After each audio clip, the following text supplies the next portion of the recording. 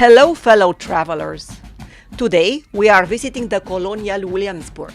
What is special about this museum is the 18th century living history format. In an area of 300 acres, located in the historical district of Williamsburg, there are dozens of restored or recreated buildings in colonial style.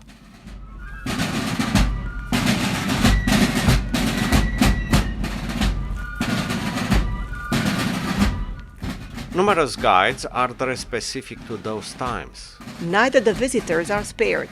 For a fee, you can rent costumes and blend into the game. Only the map in their hand will reveal the disguise of the visitor. Every gentleman who left Princeton, Hugh Breckinridge, Aaron Burr, Philip Freneau, William Bradford, James Madison. We speculated we would enter this theater of the world with every solution needed to challenge the problems of today, the problems of our grandfathers and their fathers, to enter the world into a far greater tomorrow. And the great truth is, being uncertain of what to do after college, I moved back in with my parents. Living a life through tobacco seasons, living my life upon my front porch, while other men, because of a distinction of color, collected an income for my family and not theirs. I've ever wished to distance myself from that peculiar institution.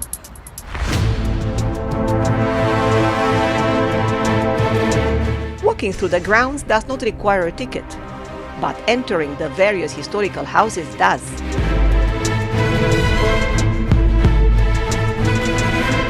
First stop is the garden of the governor's palace.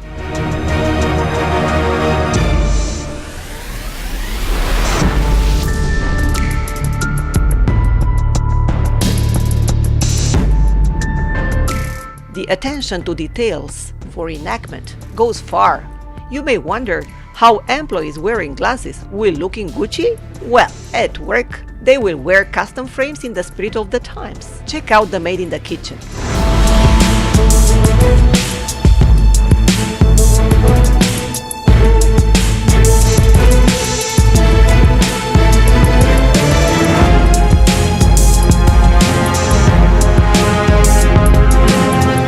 Quite popular with young and old alike are the rides in oxen-driven carts. The slow pace gives ample time to enjoy the grounds.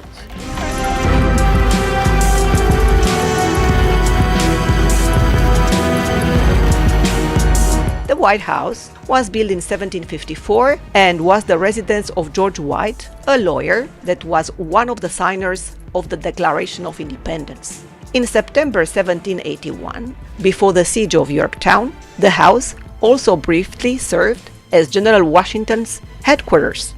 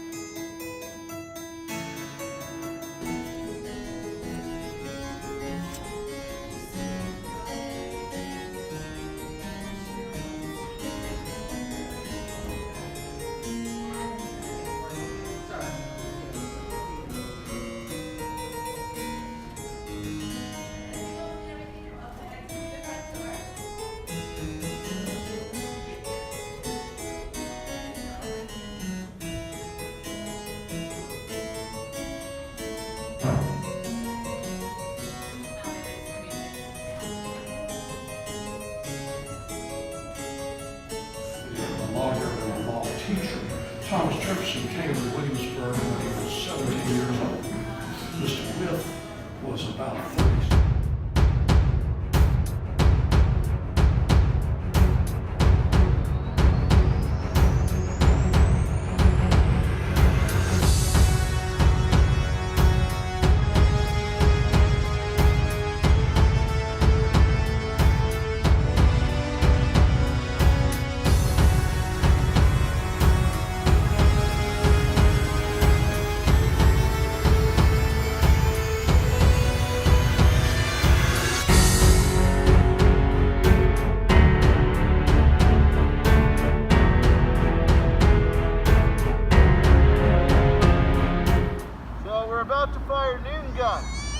gun we're gonna fire is a light 3-pounder. Ready. Get. Fire. Gunfire.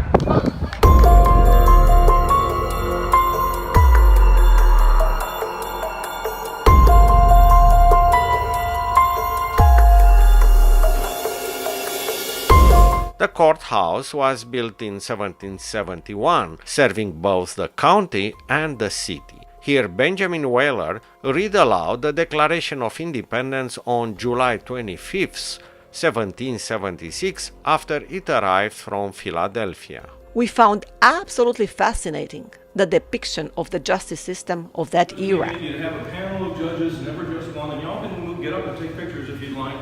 You'd have a 12-man jury. Just like today, people only use juries about half the time when they can, but of course there's a place for the jury. And the clerk of the court keeping the record, as I was just mentioning, and we should have a copy of the Bible, because back then, if you took an oath of any kind, you had to physically put your hand on your holy book and swear to God on the front of eternal damnation to do or not do certain things.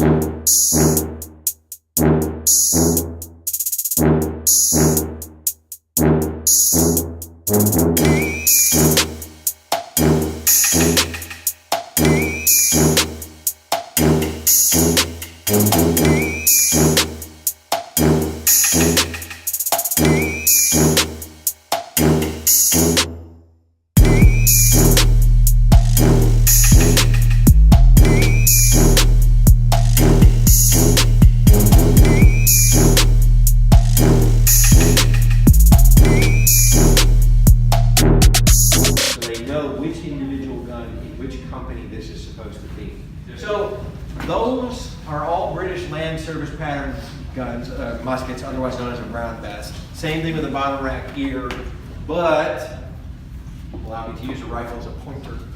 These on the top rack, on the other hand, are French. And you'll see those, they have 3 metal bands on the barrel. Those are important. This building is depicted about midway through the Revolutionary War, which is why we suddenly see an influx of some French weaponry, because that happens. And they become really important because French firearms will become the basis for United States military firearms for about the next 60 years. We're basically just copying what we've got examples of.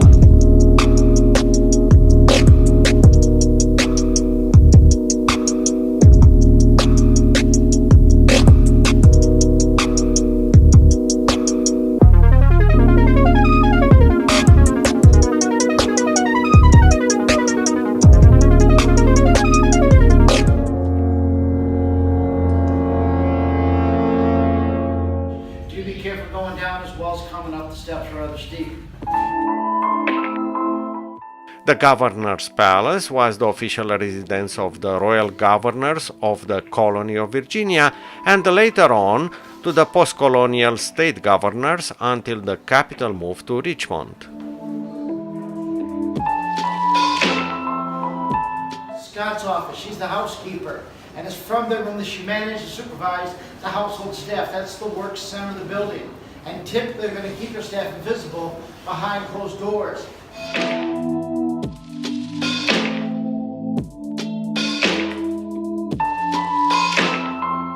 Dunlop left the palace in June of 1775, never returned.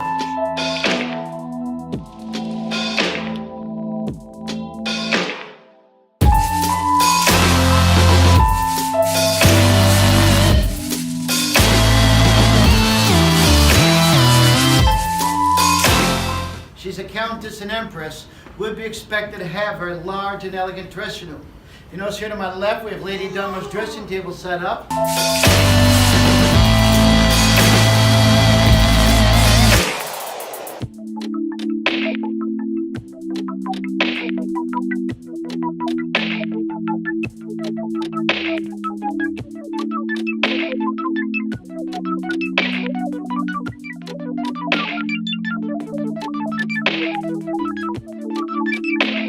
The palace was built in 1710, burned down in 1781 when it was used as a hospital, and reconstructed in 1930.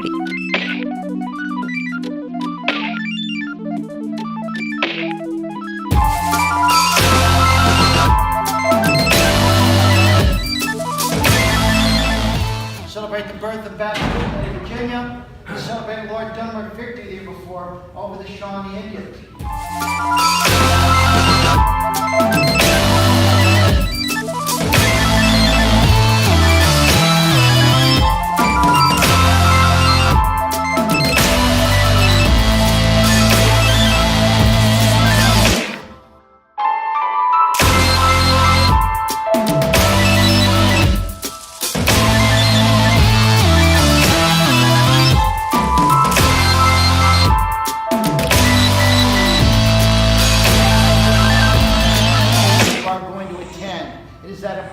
It's the highlight of the social season. So you'll put away any sort of personal differences you might have, sort of put aside any sort of political differences you might have with the governor to enjoy a night of fun and frivolity. Coal, for the most part, comes in from England as ballast on ships. There is some mining west of Richmond. Lord Dunmore had some coal mines, but again, for the most part, coal is going to be imported.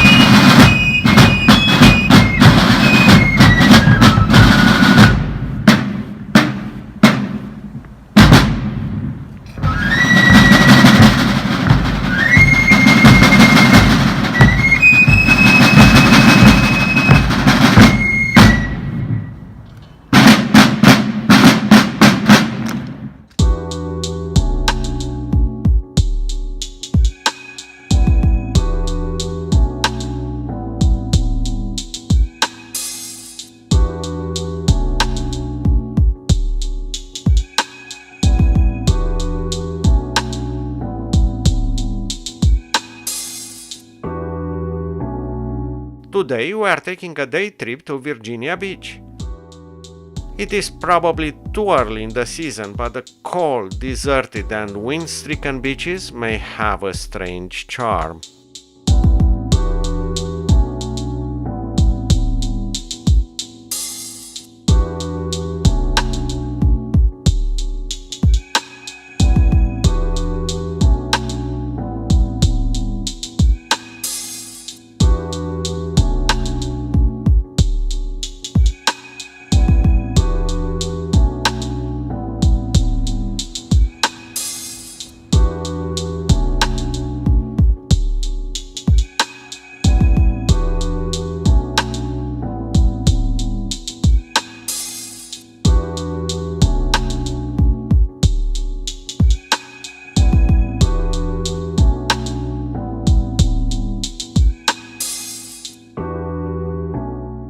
If you enjoyed this episode, please give it a thumbs up and subscribe.